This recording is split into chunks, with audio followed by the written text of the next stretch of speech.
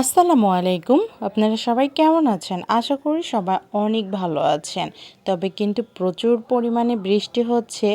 প্রত্যেকটা জিনিসের যেমন ভালো দিক আছে তেমন খারাপ দিকও আছে। বৃষ্টি যেমন ভালোও লাগছে, অনেকের কিন্তু খারাপও লাগছে। তো সবকিছু মিলিয়ে কিন্তু আমাদের নিয়েই চলতে হবে। তারপরেও কিন্তু যখন বৃষ্টি হচ্ছে, সবুজগুলো মনে হচ্ছে প্রকৃতির রূপটা আরও বেশি সবুজ হয়ে গেছে। যেদিকেই তাকাচ্ছি সবুজ মনে হচ্ছে ফুটে উঠছে। তো যাই হোক, ঘুম থেকে উঠেই দেখছিলাম খুবই প্রচুর বৃষ্টি হয়েছে রাতেও। দেন সব কিছু ভেজা ভেজা হয়ে আছে, গাছপালা থেকে সব কিছু।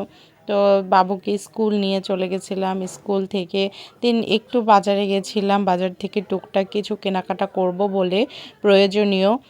স্কুল থেকে বাবুকে নিয়ে বাসায় ফেরার পথে আবারও বৃষ্টি। তো রিক্সাওয়ালার পলিথিনটা দিয়ে মা ছেলে মিলে প্রোটেক্ট করে দেন বাসায় আসি। আর বাসায় এসে যে বাজার টাজারগুলো করে নিয়েছিলাম সেগুলো দিয়ে কিছু একটা তৈরি করব।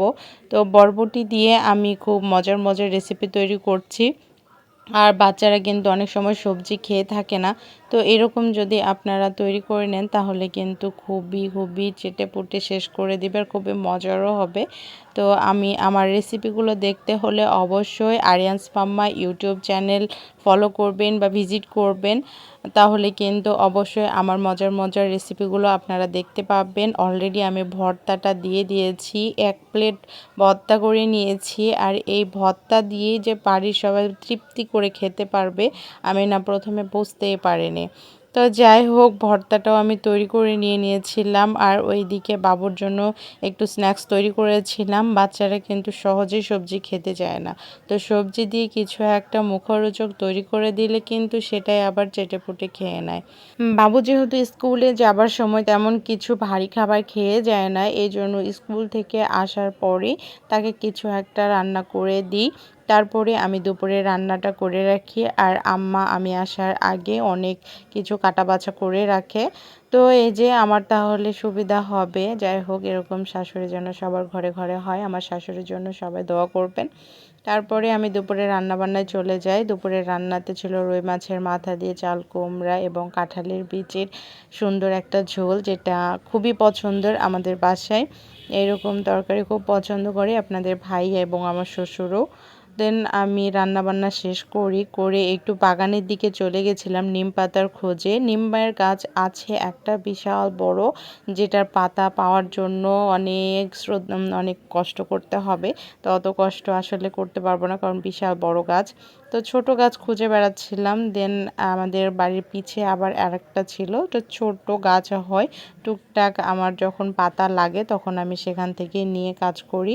এরকম বেশ 2-3টা গাছ আছে এখানে। দেন এই গাছটারে আমি পাতাটা নিয়ে নিই। বৃষ্টি হবার কারণে ওই যে বললাম প্রকৃতির রূপ যেন নতুন এক রূপ পেয়েছে। তো সবুজ যেন আরও সবুজ হয়ে আছে, দেখতেই ভালো লাগছে চারিদিকে তাকালে। কিন্তু প্রচুর মানুষ কষ্টও পাচ্ছে বৃষ্টির কারণে, এটাও মানতে হবে, কিন্তু কিছু করার নেই।